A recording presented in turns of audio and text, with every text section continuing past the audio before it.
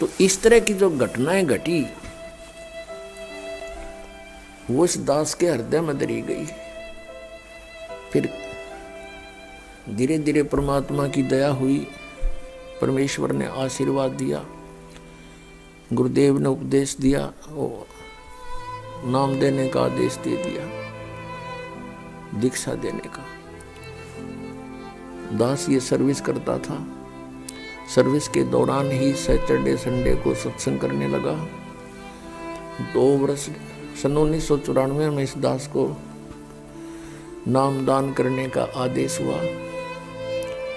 फिर देखा वर्कलोड बहुत हो गया, रजा दाता की, बहुत भक्त होने लगे, सत्संग बहुत बढ़ गए। दास सर्विस करता था junior engineer civil Haryana state की। नौकरी त्याग दी।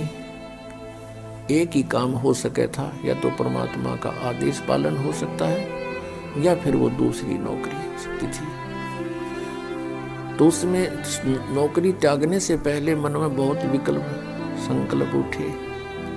बच्चों का क्या होगा, कहीं भूखे ना मर जाएं। फिर परमात्मा प्रेरणा देता कि यदि कल तेरी मृत्यु हो जाती है तो क्या ठेकेदारी लिए बैठा है, इनका पालन परमात्मा ही करेगा।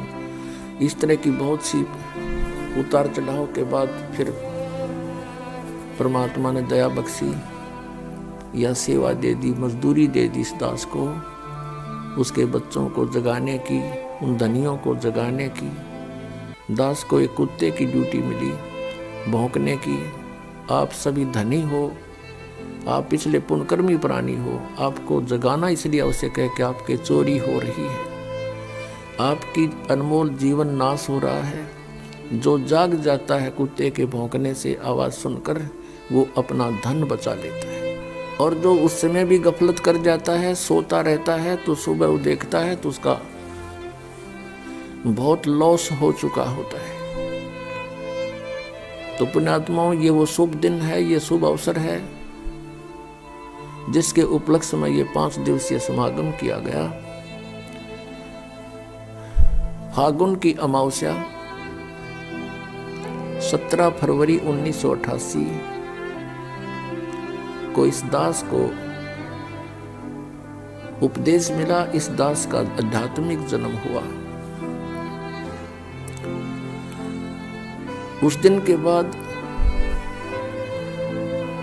एक नए जीवन की शुरुआत हुई। आत्मा में न्यारी उमंग हुई। दिन रात भक्ति, मालिक की वाणी, सतगुरु का संग करने लगा। सन 1994 में दास ने कभी ये सोचा नहीं था स्वप्न में कि मुझे कोई ऐसा जिम्मेवारी की पोस्ट मिलेगी, दास को ये नौकरी मिलेगी या मजदूरी मिलेगी। कभी भी नहीं सोचा था। दास क्या करता था, अपने आसपास के संबंधी मित्रों को, वैसे जो भी संपर्क में आता था, परमात्मा का ज्ञान सुनाता था, उनको तैयार करके अपने गुरुदेव से उपदेश दिलाता था। सन 1994 के अंदर गुरुदेव ने, मैं कुछ भक्तों को नाम दिलाने लेकर गया था। ऐसे बैठे थे बरंडे में, सामने सैकड़ों भक्त विद्वान थे।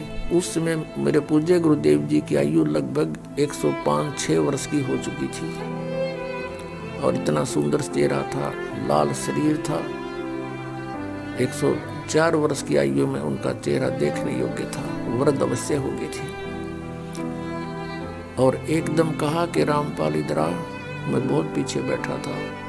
दास की हिम्मत नहीं होती थी उनके सामने, क्यों डर लगता था कि सतगुरु के दरबार में मेरी थर थर कांपे दे और ना जाने किसी बात पर मारा टूट न जावे ने, कोई ऐसी गतिविधि ना हो जाए जिससे गुरु जी क्षुब्ध हो जाए। इसलिए दास बहुत डर कर रहता था।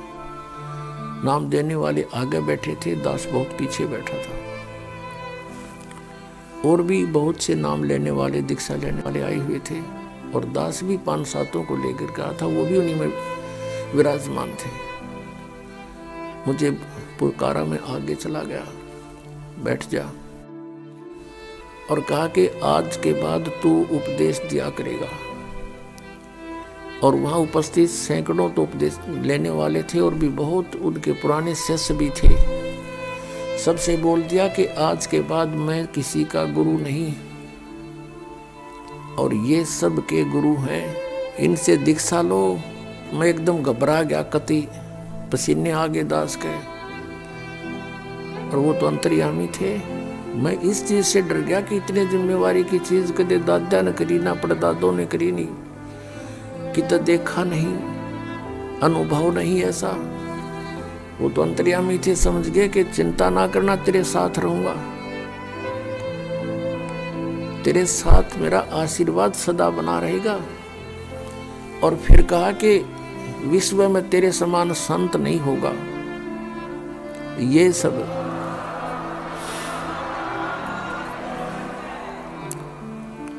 अब पुण्यात्मा, उस समय दास अपने को भगत भी पूरा नहीं मानने था, और उन्होंने इतनी बड़ा आशीर्वाद दे दिया कि तेरे समान विश्व में कोई संत नहीं होगा। तो कहते हैं गुरु मेहर करे तो काग से हंस बना दे। उन्होंने अपनी मेहर से इस दास को, कव्वे को हंस बनाया, अपने ही आशीर्वाद से संत बनाया। उस समय हमारी बाल बुद्धि थी, ये बात समझ में नहीं आई कि मेरे जैसा एक तुच्छ प्राणी और विश्व में मेरे समान कोई संत ना होगा। ये बात गले नहीं उतर रही थी, लेकिन गुरु की जो वचन है वो उसमें दोष भी दिखाई नहीं देवा था। जैसे कोई छोटा बालक होता है और उसको कोई कहता है कि बेटा वो पेन ला, वो जैसे पेन रखा होता है, ये पेन रखा हो और वो बच्चा उठा लेता है, वो पूछता है डैडी ये क्या है, पिताजी ये क्या है। पिताजी कहता है बेटा पेन है। वो कहता है कि पेन है पेन है। और इस बात को कहते कहते उसको रख के वो और खेल लग जाता है। कहने का भाव ये है कि उसको न तो ये अविश्वास है कि पिताजी जो कह रहा है वो गलत होगा, लेकिन उसकी बुद्धि इतनी बाल है कि उसको समझ नहीं पा रही ये पेन है। वो ऐसे उसको छोड़कर चला जाता है। तो इस दास की अब वो ऐस अतिथि थी। उन्होंने कहा कि तेरे बराबर विश्व में कोई संत नहीं होगा। तो उस समय दास ऐस अतिथि में था, और वो जो कह रहे थे तो पेन था ही। तो अब इस बात का कुछ एहसास हो रहा है, क्योंकि अन्य संतों ऋषियों के जो अनुभव देखे दास ने, इनके पास तक खख भी को नहीं अध्यात्म ज्ञान का। तो हम इस योग्य नहीं थे, गुरु जी के आशीर्वाद से हो गए, ज्ञान हो गया, बुद्धि खुली, और इन महर्षियों के अंदर इनके झांक के देखा, इनके खुले वो बोरे जिन पर ISI मार्ग ला रखा, गोबर बना रखा था इन्हें सब ने। किसी के पास मोक्ष मार्ग नहीं, सबकी दुर्गति हुई। पिछले इतिहास बतावें, हमारे ग्रंथ कहते हैं कुछ ये हमें बता रहे थे, उसके विपरीत। तो ये संत नहीं थे। आज आपके समक्ष है, क्योंकि बुद्धिमान समाज है।